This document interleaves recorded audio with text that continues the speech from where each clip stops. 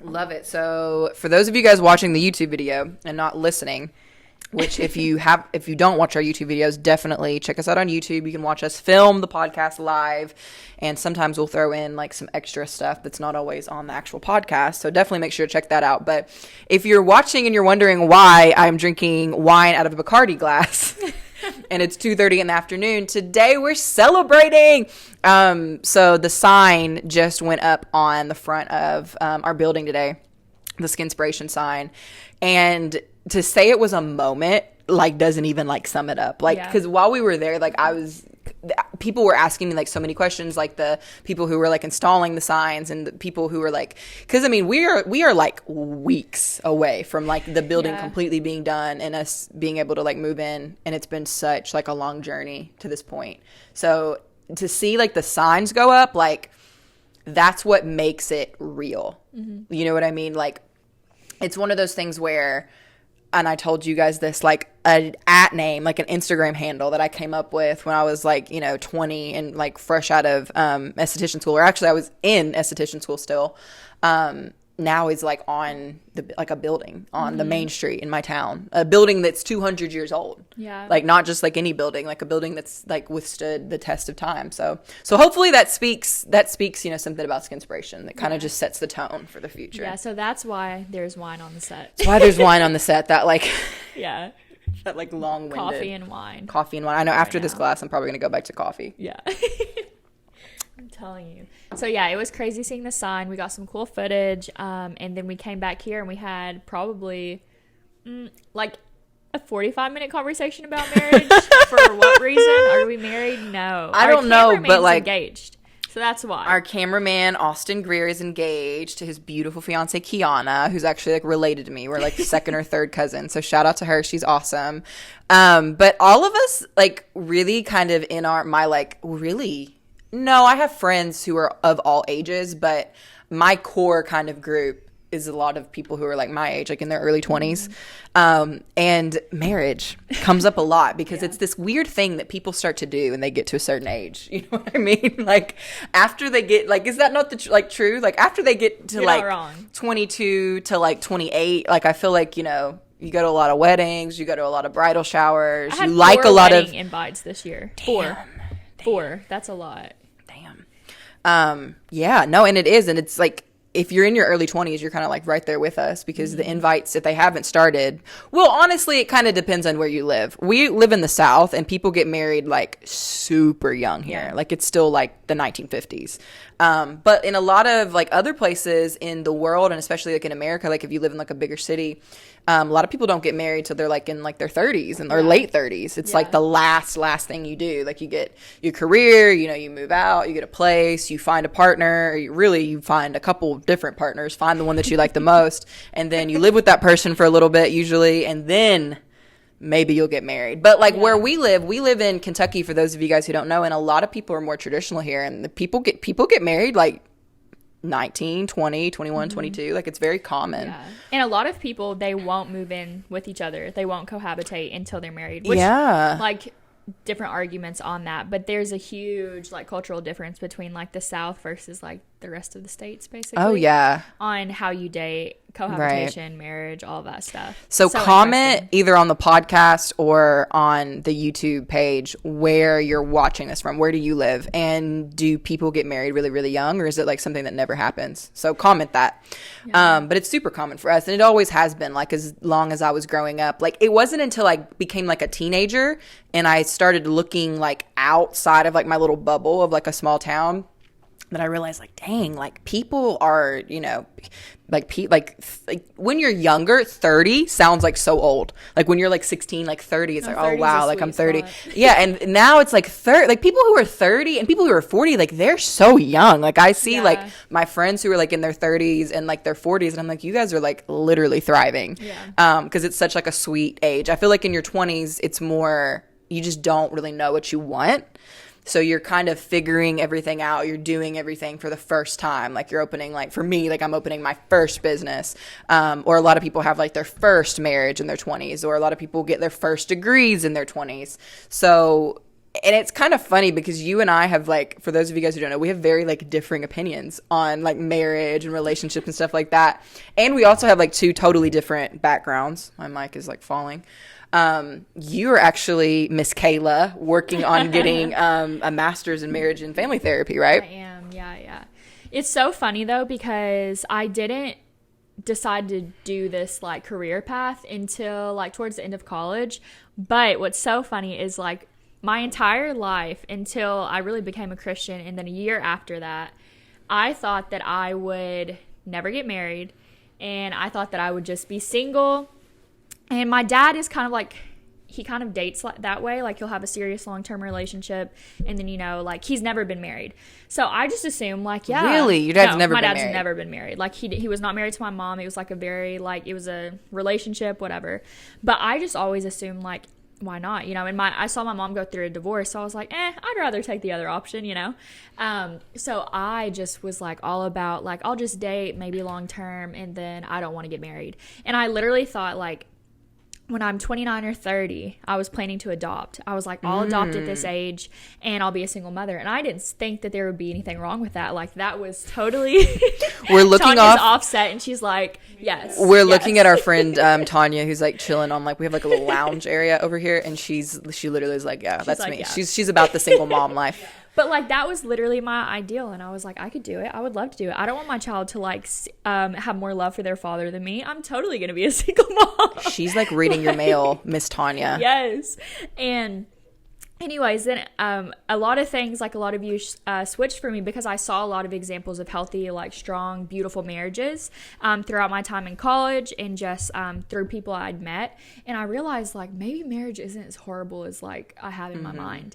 And so after that, I just felt this, like, strong calling towards understanding marriage and family, which kind of led me to my degree. And then after that, it almost like my degree path, and then just knowing Christ kind of helped me to get to that point where I was like, actually, I feel like I'm called to marriage. I mean, I don't think that I'm supposed to be married, you know, this year, but I definitely feel like it's something in my life that I'm excited for whenever I'm ready for that. Right. And so it was a huge changer. Like, it was a huge change for me to go from, like, I'll be a single mom, like, enjoy my life, travel, and then have a, you know, adopt a child, to, like, I want to get married, like, for sure. Well, and this is the thing, like, in this episode, like, well, honestly, this episode's going to be all over the place, so just stay with us if you like hearing us talk. But there is no, like, right or wrong way. Like, whatever is right for you. Some of y'all, you get married at 18 and you're together for 50 years. That's great. Some people never get married and they have amazing, full lives in other areas. And some people, you know, they get married, then they get divorced and they get married again, and their second relationship is really great. Every single person is different. So just kind of, like, know that as we're talking about this. But I have a very similar, like, upbringing as you. Like, my parents split in 2006, so I was 8. And then my dad remarried my stepmom. Love her. She's awesome. And then my mother remarried, and he was not so awesome. And she went through another separation in 2017. And that was really, really hard. Really, really hard. So I kind of have a similar, like upbringing, like, to you, because whenever you grow up, which I guess that's kind of a whole other jump off point, but let me ask you this, what does marriage mean to you at this moment in your life? And then I'll go next. Yeah, I mean, if you would have asked me that question before, I'd have been like, a horrible idea. But no, like, actually, my idea of marriage is, like, a commitment. I don't think marriage is necessarily a feeling, but I feel like it's a commitment to a person. And so that's why I carry it at, like, such a high standard, because I feel like you are choosing somebody regardless of how you feel in that time in your life during your marriage, regardless of if they make you upset, regardless if, you know, they do whatever. Like, you're choosing this person for the rest of your life. And to me, it's like marriage is a commitment for the rest of my life. Like, for me, if I get married, divorce is not in the equation, which is a lot of people's ideas until they get to marriage. But for me, I feel like that's why the before the marriage is so important, because I have to be 110% sure that I'm ready to commit to this person forever. So I think that marriage is totally like a lifelong commitment. And I think that it, a lot of times people are like, oh man, I'm going to get a divorce because I'm not feeling this, or I don't want to put in the work. And it's like, you have to choose that person daily. And I think that marriage is one of those things that is so, like, everybody thinks about or they want, but then when they're in it, they don't realize the work that it takes to have a healthy, happy marriage. Right. But I think it's a commitment to one person, and that is just like my personal view. That's my opinion. I believe that it's to one person, and you commit to that person, and you do that for the rest of your life, and you build into your dreams. You have children. And I just think that it has to be centered. I think, and here's the big thing, like, because obviously I'm a Christian, there's two types of marriages, right? There are, you know, like these, as a Christian, to me, it's like you can have a holy marriage and you can have a happy marriage. So there's this idea in the Christian world that's like, unless you have a holy marriage, you will never be happy. No, like, people can get married to whoever and have a happy marriage. Like, the only thing that makes a happy marriage is when people have they know their roles and they play in those roles well. But the difference between, like, what my opinion on marriage is versus the other person is that, like, if I get married, I want to have a holy marriage, which means I'm holding myself to this standard of godliness in my marriage. And I feel like sometimes choosing holiness isn't always happy in that moment, but long term it is the right decision. And I think that a lot of times people, especially in the Christian community, they judge, like, gay marriages or marriages that, you know, they're like, oh, that person is, like, the worst person you could ever marry. And it's like, you could ever get married to. I'm, like, getting on a tangent. But I think that, like, in reality, people can be happy and be married. But for me, my standard of marriage isn't based on happiness. Yeah, that's a perk that will come. But it's based on holiness. And so I hold myself to that standard of holiness. That's why I can't marry someone that's not a Christian. So I can't marry someone who has polar opposite views of me. In different realms, because I just believe that marriage is a covenant that should be holy. Right. And that's, you know, everybody has their own story, but for me, that is my expectation for my personal marriage. Right. And I think that if that is not my standard, then I don't really care to be married, if that makes sense. Why do you think divorce isn't an option? I don't think necessarily that it isn't an option. It for sure is. Like, I'm not going to be like, oh, the Bible says X, Y, you know, it says all these things. Right. But our cameraman's always like, you love saying X, Y, and Z. And I'm X, like, Y, and Z. I don't like to explain the rest. Etc. Yeah. ... Right. You know what that means. We all have, like, these, like, idiosyncrasies that we, like, constantly say all the time. Whenever I'm watching the podcast back, yes, I know I say like and a lot. It's so I'm a hard. 21-year-old. Tanya's like, yes. She's like, it's my comma. Is my comma. It's my comma, yeah. But it takes a while to get out of it. But, yeah, for sure. Well, and, like, we shoot the podcast, like, live, basically. Yeah. Like, we edit it a little bit, but I mean, like, what you see is basically like what honestly, you get, basically. Yeah. So why? Not that divorce isn't an option, but why for you? I feel like nobody ever gets married thinking, I want to get divorced. Right. Nobody walks, like, if you did, you wouldn't do it. Or I hope you wouldn't do it. Every single person I've ever talked to who was divorced, I always ask them, did you ever have, like, did you ever have any thought or any reservation before you got married? And usually it's always like, no. Yeah. Like, no. Like, I truly believed that was the right one. The difference is, like, people plan to get married, you know, they don't plan to get divorced, but they also don't plan not to. So people, like, they're like, I don't want to get divorced, but what are you doing to not get a divorce? Right. What are you going to see counseling whenever you're struggling? Are you going to have communication throughout your marriage? Are you going to have confrontation? Like, people always say, I don't want to get a divorce. I don't want to get a divorce. I'll never have a divorce. But what are you doing? What are practical things that you're planning in your relationship to not get a divorce? And that's kind of like my philosophy on life. It's like, everyone's like, oh, I want to be successful. Are you planning to be successful? Or I want to have a good relationship. What are you doing? Because people, they have this mindset of like, I'll never do that. But if you don't plan to never do that, it'll happen. And so for me, it's like, of course it's an option. You know, if my husband's abusing me, if he's constantly cheating on me, if he refuses to change, like, obviously I'm going to get a divorce. But if I just feel so unhappy and I'm tempted by other guys at work, or I feel like he's tempted by other women, that is not a reason to get a divorce. Like, just because you're not happy in one season doesn't mean that that is a call for a divorce. It means that that's a call to understand one another deeply and choose to love someone in all of their ugliness. I think that marriage is like, you see somebody in the beginning, you're like, oh, they're wonderful, they're great. But it's like, when you make that commitment, you see a lot of the ugly. And I think that marriage is the choice to see someone how they are in all of them and still choose that person, still love that person. And so, yeah, divorce is an option, but for me, I want to plan to not have a divorce. And then I also want to, and the reason is because, like, one, I don't want to ever put myself through that, but I also would never want to put children through that. Like, the thought of, like, because I had to go through that, and the thought of putting my child through that breaks my heart. And so, what do? I plan to not put my future, like, my future in that and place. then it kind of gets into the whole, like, well, if you do have kids and there is stuff going on and you do need to get a divorce, like, do you do it then? Do you try to tough it out, wait till the kids are 18, to avoid putting them through, like, the trauma?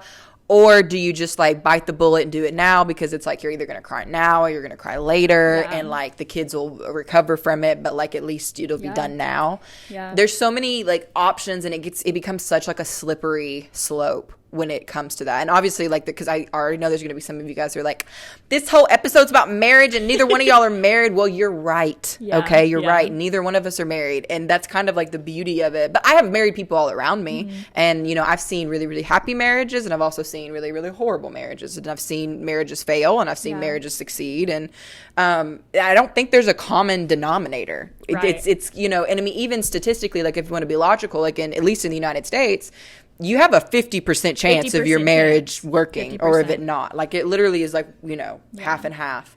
So I want to get back to kind of like our, like, ideologies. Like for me, marriage is, like, horrifying. Yeah. Well, it's definitely scary. Let me rephrase that. Let me rephrase that. I want to talk about this topic, like, not from a place of, like, woundedness, because I feel like women, a lot of the times whenever we talk about relationships, like, sometimes it's really easy to be cynical if you've been hurt. So it's like, I've been hurt a lot in relationships, and I've also seen really, really bad relationships. So I have a little bit of a different view, just, like, I don't want to say more of a logical view, but just more of, like, divorce is something, like, that goes along with marriage. Basically, like, that's kind of my view. Your expectations. I think that for those of you guys listening to this who come from divorced families, which is half of you, basically, probably more than that if we're going to be honest, like me, I feel like seeing that growing up does two things to you. One, it either gives you the idea that I can never get married because all marriage is into divorce, and I don't want to go through that, and it's not even worth it.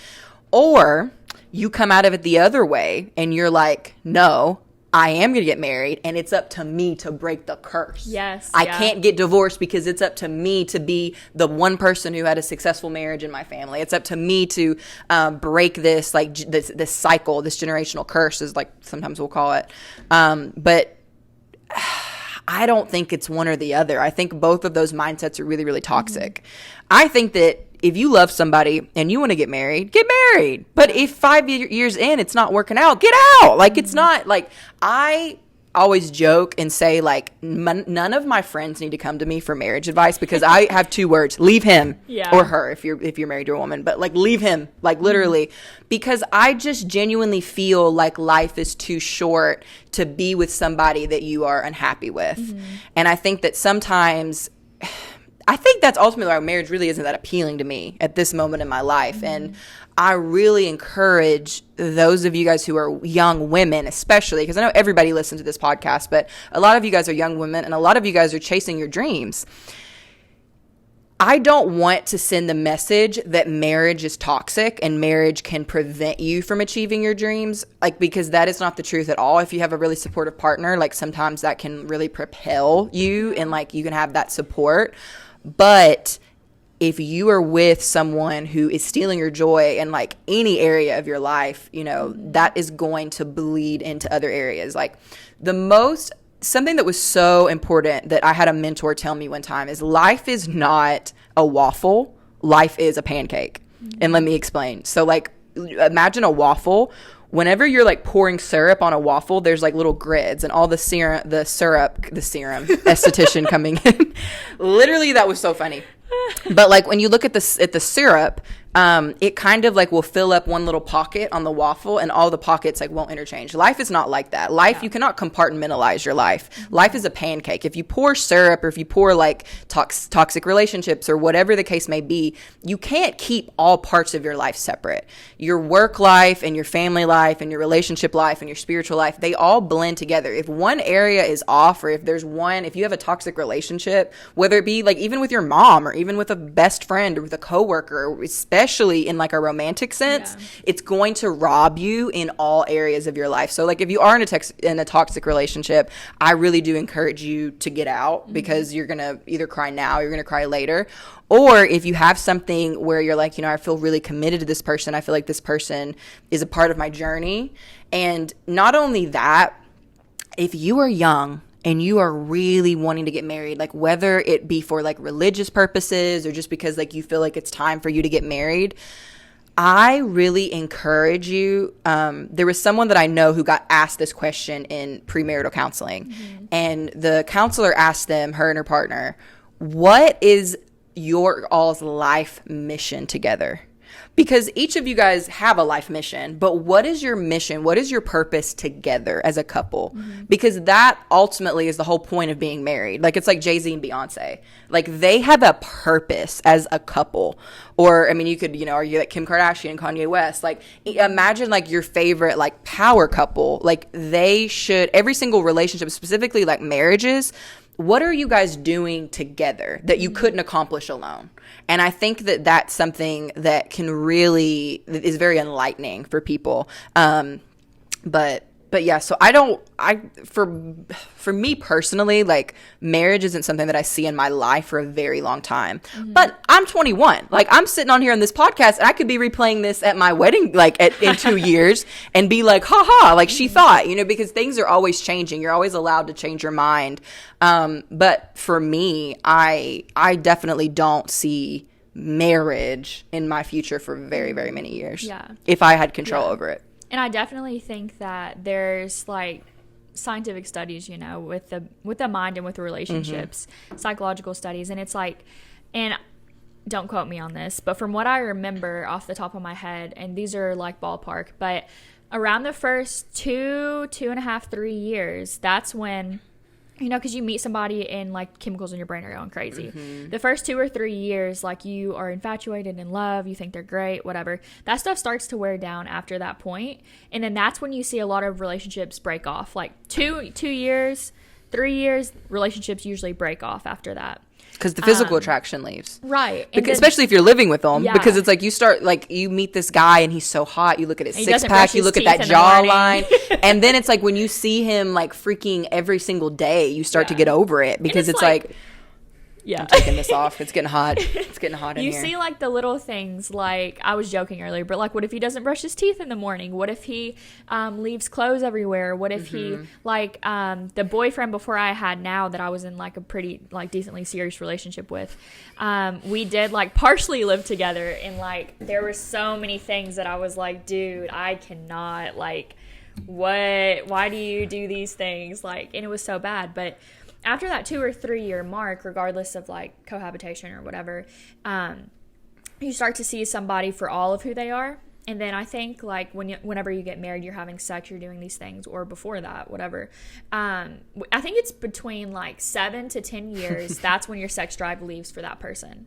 And so it's like between 7 to 10 years. So that's why you see a lot of infidelity within the first like. No, Tanya, stay. Tanya's like, I can't do this. You have to ask us questions off camera.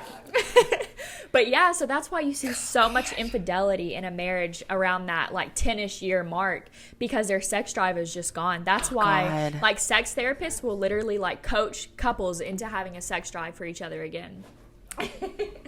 But it's crazy. So it's like you already know your first infatuation is going to leave in the first 3 years. After that, after like 3 years, after that, in about 10 years, you're going to lose your sex drive. So what happens when you're no longer like aroused by this person and you're no longer like butterflies all the time? Well, what happens is you make a choice.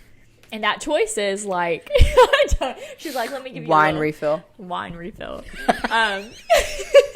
Hold that close to the mic. That is too much. Oh my gosh. Okay, we just had a whole, Natalie had her whole refill, but basically that's what I meant by like the choice, because you can see all of these changes. And it's like, I read this in a book by like a really great marriage psychologist, and he basically said like, people think that the best part of a relationship is in the beginning, but he said in reality, the best part of a relationship is when you're fully known, fully seen, and still chosen, and you're still loved by that person. And he said that reality, he said after like 10 years or so, when someone is still choosing you and seeing you and loving you, he said that part of the relationship is the best part, because you experience what it's like to be with someone who knows every single detail of you, who knows every single fault of you, who you've hurt so many times, and they still say like you're worth it to be chosen. And like, to me, when I read that, I was like, oh my gosh, like to experience that and then have that experience for the rest of your life. Right. You know, that to me is like, oh my gosh, like I could cry thinking about it, because that's so beautiful. You're a future doctorate of this stuff in the Right. future. Not yet, but she's working on it. Why, and I'm sure this is a question a lot of our audience may want to know, why do you think successful women struggle so much in relationships? I think it's just like the role confusion. You know? The role confusion. So let's Yeah. talk about that. Let's actually like dive into a little bit about that, because one of the questions that I get more than anything, isn't, you know, I mean, obviously I get the whole like, oh my God, your business is so great. Like, this is so awesome. But like in just meeting me, like when people first meet me, like my clients or anything like that, they don't ask like, how long have you been doing this? You know, what's your favorite skincare line? They could know the icebreaker is always the most personal question. It's always, are you married or not? Yeah. Which I guess in the like South what? is very normal, because it's just kind of like, oh, you know, because a lot of people are married. But I kind of see this theme with like the women, at least in my life personally, like the women who I know who like have it together, like have the 6-figure salaries, have the poppin' bodies, like have amazing personalities, like they're good women, like they're like like just good women, like, and obviously everybody's idea of like beauty and like who is like an ultimate 10 is like different. But why do you feel like successful women struggle so much in relationships? Because you it shouldn't be that way. You know, Yeah. you would think if you're really successful in like, you know, your job, then you would be equally successful in like a relationship or stuff like that. But yet I constantly kind of see, and I think it all goes back to the argument of can you have it all? Like, Yeah. can you have the amazing business and like be the CEO and also be a nurturing, loving wife? You know what I mean? Because like, I don't want to say that you cannot be all of those things, because I know people who are all of those things. Like, I know people who literally are so well-rounded in the sense that they really have like their roles down, and then some people do like role reversal in their relationship. But let's kind of break down what roles are, because we talk a lot about like feminine and masculine energy, because really all those are is just energies. Right. So, coffee refill. Right. Well, let me give you an example. So, let me give you an example of Austin Greer, our cameraman. Yes, Austin, hop in.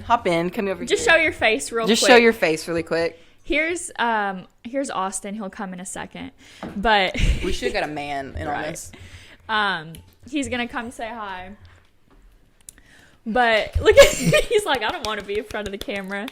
Hey, everybody say hi, Austin, to everybody. Okay, I don't really. You're getting married soon. I am getting married. So let me give. And this is something we talk about Yeah. quite often over here. We turn work into just conversation a lot. Yeah, we do. It's kind of our job to talk. That is true. So Well, let me just run a little scenario, and let's just play for a second. So you and Kiana are about to get married, right? And you have different, say, each of you obviously has an idea of what marriage is going to be in your minds. So let's say Kiana expects you to be the husband that's home every night by 10 o'clock, that, not even 10 o'clock, 9 o'clock, that's going to have dinner with her every night. And I don't know if this is true or not, but I'm just giving an example. And then you expect Kiana to be the person who is going with you on all of your film adventures, who is willing to go do those things. But Kiana's thinking, in one or 2 years, I want to get married. So what happens is Kiana has an idea of roles. Austin Greer has an idea of roles in the marriage. So roles are just your actions, what you're doing in your routine, in your relationship. What happens in relationships a lot is Kiana has this idea of roles. Austin has this idea of roles. Now, when they don't perfectly match up, that's when there's conflict. So healthy marriages have the same idea of roles. So Kiana says, oh, I want you to be home at like 8 o'clock at night, and I want you to have dinner with me, and then us go to bed and read books at the end of our night, and then be asleep by 10. Well, Greer's thinking, oh my gosh, I don't go to bed till 3 a.m. because I'm editing videos. And you're thinking a supportive wife would let me be in my office space till 3 a.m. and then in the morning have breakfast ready. And she's thinking like, you're not spending time with me at night, but you expect me to spend time with you in the morning. And then she has to get up and go to school because she's a teacher. And so what happens is like the roles are just completely opposite, and then there's friction.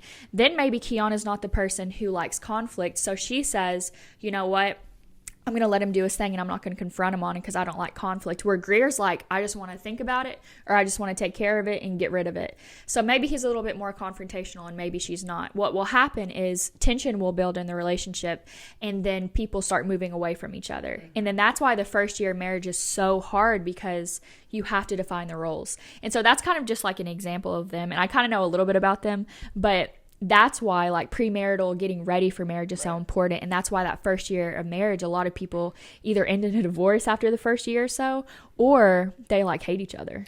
So you need to define your roles. Yeah. Like they say, know your role.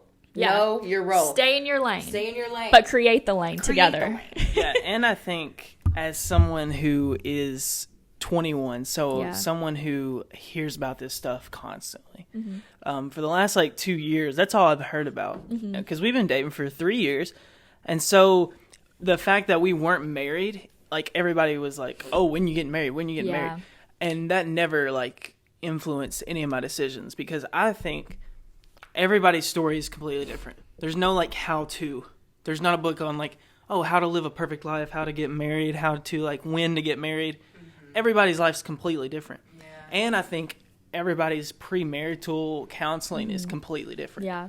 And roles are completely different. So like to get on here and say, this is how you do it, this is what steps need to be taken before and during a marriage, that's blasphemy. It's like that's so not individual. A thing. It's so individual to the person. And I think that's something to remember, like whoever is listening, whatever age, like there's no like right time to get married. There's not even like, do you have to get married? Because some people are put on this earth to be single their entire life. And that's fine. And that's fine. I feel like I may be one of those people. I mean, like thank you, Greer. Thank you so much, Greer. We love the male opinion.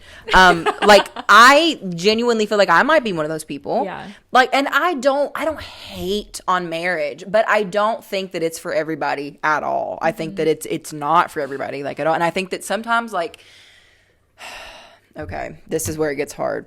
This part coming up is difficult. So like, just really try to receive what I'm about to say. If you are with someone who does not want to be married, do not expect them to change. Like, don't wait it out and think that eventually, like, especially with men, I think, because when we talk about roles, a lot of the times women are kind of the ones who in the relationship are like, I really want to get married, because I think that whenever we get the title of a wife, it makes us feel like that we've won something. Yeah. And like I we're said, established. like we're established, and that like he proposed to me, like he chose me. And I think that there's this deep thing like inside of women a lot of the time to kind of like to feel that. But the reality is a lot of people are in relationships with people who they love and they love who they are, but they just aren't on the same journey. They just don't want the same things. And like, it's 2020 right now. Like we have so much information at our fingertips. We have like access to counseling and books and webinars and like things that we've just never had in the generations before us. So there's just so much evidence to show that majority of the time, if you are with someone who they don't want to have kids or they don't want to get married, but you want to get married, you need to make your goal a priority. Yeah. There is a really amazing book, and I cannot remember the author, but it's called The Defining Decade. Look it up right now. I do not know the author. If we could find it, that'd be awesome. But it's called The Defining Decade, and I think there's actually a sequel to the book, but it is for people who are in their 20s. And it breaks down like career, relationships, and like self, like mental health. But the author was Meg J. The Defining Decade by Meg J. She's amazing. That book changed my life. And there's so many things that I took away from it. But one of the main things is if you are someone who wants a marriage and you want a family and let's say you're one of those women who you want to be married by the time you're 30 and I want to have, 2 kids by the time I'm 35. All right. Well, what people do wrong is they wait until they're 30 and then look up and are like, I wanted to be married by now. And now they get in a rush and they start settling because they're like, I'm not where I wanted to be in life. Yeah. When in reality, if you want to get married when you're 30, because people always talk about you can't plan this stuff, you can't do all that. Well, really, you can. Like, there's some things that are out of your control, but like the same way you pursue your career is the exact same way that you should pursue a relationship, right, or pursue other goals in your life. But like, I feel like now we kind of, men and women, like we've got it down to a science of, okay, when you have to graduate from high school. And then for a lot of people, they think you have to go to college. And then after college, you have to go to grad school, or you have to like do this, this, and this. And people pursue that and they crush it. And it's not even like a thought, but yet there's this thing around relationships where it just kind of has to happen, and it just happens when it wants. But like, if you want to get married by the time you're 30, 25 comes around, you need to be starting to like think, like looking for partners and looking for like, who you like, who you don't like. And I really, really encourage people to multi-date. And I know sometimes like if you live in a more like traditional community that's not like super accepted, but it doesn't mean like multi-dating doesn't mean that you have to be like intimate with every single person, but just date multiple people, like really get to know people's personalities. And then you can, because like imagine if you get married and you've only dated like one person. That's only like one personality that you don't have anything to compare that person to. And dating other people, even if it's like, sometimes like I've went on dates before and I literally like was like, I'm never gonna speak to you again because it just didn't work. But like it taught me, okay, well, this is a characteristic that I find really attractive, and this is a characteristic that I find really unattractive in a partner, whether it be like men or women. So I think that pursuing what you want, and don't be ashamed. Like if you're like, there are some women who their biggest goal in life is to be a mom or to be an amazing wife. Like that's their passion. That is like what speaks, like that's what brings joy to their heart. And like those women need to be respected and uplifted in our society just as much as like the CEOs, like the women who like are killing it in business and killing it in like what we used to look at as a lot of like male dominated fields. And I feel like there's nothing wrong with like wanting to be a stay-at-home mom or wanting to like, take care of your kids. And obviously like that kind of can be a luxury for a lot of people. A lot of people don't have that option. But if you're someone who's listening to this and you aren't like, you don't maybe have like a passion and you feel like your family or your marriage is your passion, that's okay. That's totally fine. And take this from someone who's like the exact opposite. Like I'm not like that. Like my business is my baby. Like my business is my marriage. It's my family. It's my life. And if I was with someone who didn't have those same values, like if I was with someone who like wanted to settle down and wanted to have kids and wanted his wife to constantly be around, we wouldn't last long because that's not me, polar opposite roles. I want to speak to like what you're talking about dating, because I mean, we're not married, but we do have, an experience of dating. And I will say, I was in a 5-year committed relationship. I was very committed to that person, and then we broke off. And then basically all throughout my undergrad, I didn't really commit myself to a serious relationship until after I graduated from college. Now I did like date some guys on and off, but I was never like seriously committed. And I think especially in the South, we totally have this idea of like, if you text somebody or you hang out with somebody, that is cheating. Yes, it's like that is. Oh my God, okay. You did that? What? Yeah, if you're in a serious relationship, I'm gonna go fight her in Chick-fil-A parking lot.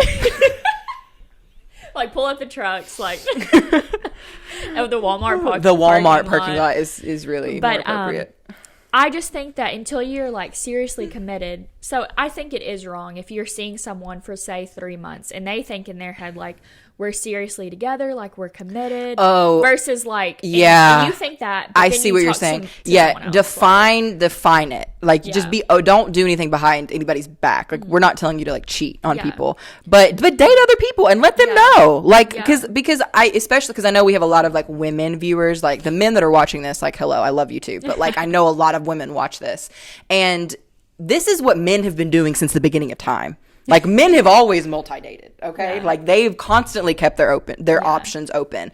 Women now, like, in 2020 and in the last couple of years, are just now saying, like, wow, like, I'm not, like, a horrible person if I want to, like, date other people, like, while, you know, like, I'm seeing you. Well, just don't, you don't, not saying don't, because you can do whatever you want, but just I don't recommend being, like, intimate with a ton of people if you are eventually wanting to, like, commitment. But that's where you have to be honest about, like, what you want. Like I've dated guys, and, you know, I knew they were talking to other people, and I knew I was talking to other people, and it was just kind of one of those things where we just it was both known. But if you're wanting something that is, like, super long term, and, like, you've found the person that you want, definitely be like, okay, we're exclusive or we're not. You have to define it. Yeah, and I think that the aspect, I mean, in our society today, we call it, like, talking. Oh, they're talking. But everybody knows it's like a situationship. It's not a relationship. And so I think, like, the term, what are situationships first? Like, say that for people listening. Is, say Natalie meets Bob.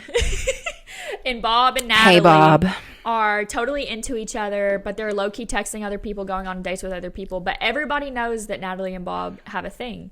But they're not exclusive. They're in that in-between between, like, we're exclusive, we're not exclusive, can we see other people? That's a situationship. Do not stay in a situation. That's where you waste your time. Like, that's where you waste your time. Situationships suck. And usually women always lose. Yeah. And usually women always lose. I just think that it's okay. Like, for me, for example, like, there would be, like, different guys that I would go on dates with, like, you know, a few different guys here and there. And I was okay with that, you know. I wasn't sure if I wanted to date them. I didn't know how I felt about them. But one thing that I would always do is I would explain to them my expectations. Now, whether or not those expectations were, like, they agreed with them, I would say, like, yeah, I mean, I'm not sure how I feel about you. I don't know how I feel committing to you. But, like, yeah, we can go on a date. And I think that, especially in conservative communities, there is this understanding of, like, if you go on a date with someone, you're officially a couple. And that is not the truth. And I mean, in Atlanta, whenever I lived there, it was like, oh my gosh, like, the girls and the guys, everybody was, like, seeing each other. Like, these two would go on a date, and then the next week they'd be going on dates with somebody else. Like, in Atlanta, I feel like I learned how to date in a healthy way. And then I would see my friends in Atlanta who would start dating, and they had that commitment, and then everybody honored that. But it was that thing where it was like, when I came back home to, like, a super small town, I was like, man, this is so different, because everybody thinks if I go on a date with someone that I'm in love with them and we have to get married. And it's like, that's not reality. Like, it's okay to date until you're committed to someone. Like, the relationship I'm in now, I'm 100% committed. Now let Susie go talk to my boyfriend and be like, hey, I'd be like, Susie, no, like, we're in a committed relationship. But dating can get so hazy. But I think, again, it goes back to roles. Like, I do think it's wrong for you to, like, lead people on constantly. But I think that you have to be straightforward. And then again, some people just don't. But in my philosophy, I've always tried to be, like, very straightforward with people, regardless of how they take that. And then again, like, if I wanted to be in a relationship, I would be like, hey, we either start dating and we're in a relationship, or I gotta go, because I don't play with situationships. Right. I think it just depends on where you're at. Yeah, it really depends on where you're at, because some of you guys are listening to this, like, if you're trying to build your career, a relationship may not be, like, attainable right now. Like, you know, you may have better luck with, like, more casual relationships. It depends on what you want. Every single person is so different. There are women and men who really, really crave commitment and exclusivity, and that, like, very serious very early on. And then there's some people who relationships kind of blossom more, like, naturally, or blossom, like, later on in life, or maybe they just don't in general. One thing I do want to say, just to close off, to give, like, the women who are listening to this, especially if you guys are younger and unmarried, and, like, I do know with our following, like, we've got a lot of, like, young professional women who are, like, building businesses and, like, doing all this awesome stuff. Don't lose yourself in that person. I think that's the first thing. That's more of, like, a romantic, like, not a romantic, but that's more of, that's, like, kind of a relationship advice I'd like to give, is don't lose yourself in anybody, because men and women both come and go, but you ultimately are going to have yourself forever. So I really want people to walk away understanding that. And something else that I want people to know, and that I do want to say to, like, my female following, that I feel like is really, really important, is if you are at a point in your life where you have worked really hard and you own a business or you own any type of assets, I really, really recommend getting a prenup. And I know that that's something that is touchy for a lot of people. A lot of people hate that idea. A lot of people think that that is preparing for your divorce before you're even getting married. And I understand that. Like I said, like I come from a really, really conservative community. Like I've grown up in Kentucky, and I know that there's a lot of like stigma around it. And I know it's something that like we always want to talk about. Nobody wants to talk about the end. But I strongly recommend all of you guys to just be very, very careful, because sometimes the person that you met changes. People change. And I know a lot of people are immediately going to be like, well, he or she, we're using a lot of he's right now, but I mean, really it's on both. They would never, do that to me, or I would never marry someone who like in the midst would ever change. But like take it from someone who has literally like watched 2 divorces happen to people who are so close in my life. And I've had people like ripped away from me so quickly. People become unrecognizable, especially in situations like that. Like people become unrecognizable. And I want everybody to like know that if you are someone who comes from like a divorced family, or if you're someone who's seen really, really abusive, toxic relationships, you may have like a negative view on things. And I really want to encourage you, like that is not the way. Like I've grown from that. Like I'm still healing from that. Like I still believe that I could have a healthy, full, amazing relationship. I think it's possible for everybody who wants it. But at the end of the day, you have to protect yourself. And I feel like that I would be doing every single person listening to this a huge disservice if I didn't say that, because you may not have anybody in your life who will tell you that.